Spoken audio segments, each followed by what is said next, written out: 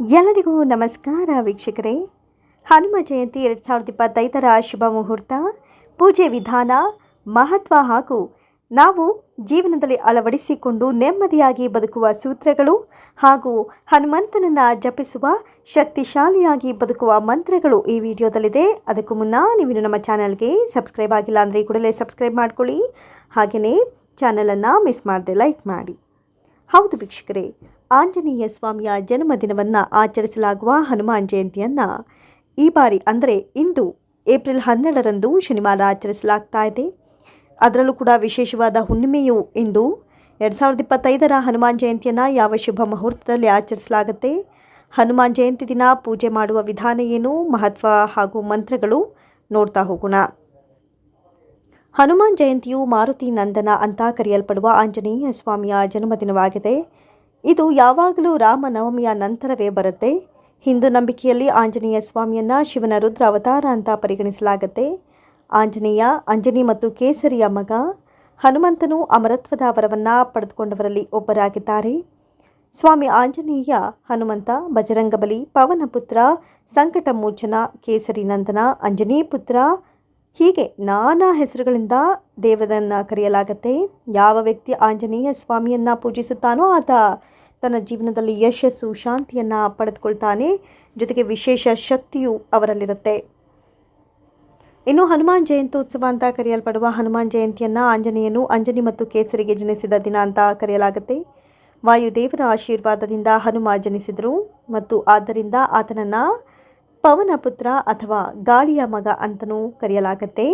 ಸೂರ್ಯನನ್ನು ತಿನ್ನಲು ಪ್ರಯತ್ನಿಸಿದ ಬಾಲ್ಯದ ಕಥೆಗಳಾಗಲಿ ಅಥವಾ ರಾಮಾಯಣದಲ್ಲಿನ ಅವನ ವೀರಗತೆಗಳನ್ನಾಗಲಿ ಹನುಮಂತನ ಮಹಾಕಾವ್ಯಗಳ ಪ್ರಮುಖ ಪಾತ್ರಧಾರಿಯನ್ನಾಗಿ ಮಾಡಿದೆ. ರಾಮನು ಸೀತೆಯನ್ನು ರಾವಣನಿಂದ ರಕ್ಷಿಸಲು ಸಹಾಯ ಮಾಡಿದವರು ಆಂಜನೇಯ. ಲಂಕೆಯನ್ನು ಬಾಲದಿಂದಲೇ ಸುಟ್ಟವರು. ಲಕ್ಷ್ಮಣನನ್ನು ರಕ್ಷಿಸಲು ಇಡೀ ಪರ್ವತವನ್ನೇ ತನ್ನ ಕೈಯಲ್ಲಿ ಹೊತ್ತೊಯ್ದವರು. ಇಂದು ಭಕ್ತರು ಹನುಮನನ್ನು ದೇವರನ್ನಾಗಿ ಮಾತ್ರವಲ್ಲದೆ ಜೀವನದಲ್ಲಿ ಅನಂತ ವಿಷಯಗಳನ್ನು ಕಲಿಸುವ ಮತ್ತು ಅರಿತುಕೊಳ್ಳಲು ಸಹಾಯ ಮಾಡುವ ಗುರುವಾಗಿಯೂ ನೋಡುತ್ತಾರೆ. ಅವನು ರಕ್ಷಕ ಮತ್ತು ಮಾರ್ಗದರ್ಶಕನಾಗಿದ್ದಾನೆ. ಪ್ರತಿದಿನ ಹನುಮಾನ್ ಚಾಲಿಸವನ್ನು ಪಠಿಸುವ ಜನರು ಹನುಮಂತನ ಕೃಪೆಯಿಂದ ಧೈರ್ಯ, ಶಾಂತಿ ಮತ್ತು ರಕ್ಷಣೆಯಿಂದ ಬದುಕುತ್ತಾರೆ. ಈ ಎಲ್ಲ ಗುಣಗಳಿಂದಾಗಿ ಆಂಜನೇಯ ಸ್ವಾಮಿಯನ್ನು ಬಜರಂಗಬಲಿ, ಮಾರುತಿ ನಂದನ, ಹನುಮಂತ, ಪವನಪುತ್ರ ಸೇರಿದಂತೆ ಇನ್ನೂ ವಿವಿಧ ಹೆಸರುಗಳಿಂದ ಕರೆಯಲಾಗುತ್ತೆ.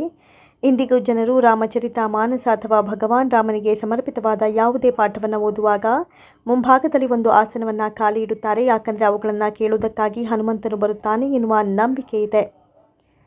ಇನ್ನು ಆಚರಿಸುವ ಸಮಯವನ್ನು ನೋಡೋದಾದರೆ ಏಪ್ರಿಲ್ 12 ಇಂದು ಶನಿವಾರ. ಶುಭ ತಿಥಿ ಮುಂಜಾನೆ 3:21ರಿಂದಲೇ ಪ್ರಾರಂಭವಾಗಿದೆ. ಶುಭ ತಿಥಿ ಮುಕ್ತಾಯ ಏಪ್ರಿಲ್ 13ರ ಮುಂಜಾನೆ 5:51ರವರೆಗೆ ಇರುತ್ತೆ. ಈ ದಿನ ಚೈತ್ರ ಪೂರ್ಣಿಮೆಯ ತಿಥಿಯೂ ಇದೆ. ತಿಥಿಯೊಂದಿಗೆ ಪ್ರಾರ್ಥನೆಯಾಗುತ್ತೆ.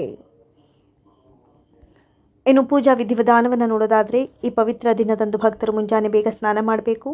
ಶ್ರದ್ಧಾಭಕ್ತಿಯಿಂದ ಆಂಜನೇಯ ಸ್ವಾಮಿಯನ್ನು ಸ್ಮರಿಸಬೇಕು. ಪೂಜೆಯನ್ನು, ವ್ರತವನ್ನು ಅತ್ಯಂತ ಭಕ್ತಿಯಿಂದ ಮಾಡೋದಾಗಿ ಪ್ರತಿಜ್ಞೆಯನ್ನು ತೆಗೆದುಕೊಳ್ಳಿ.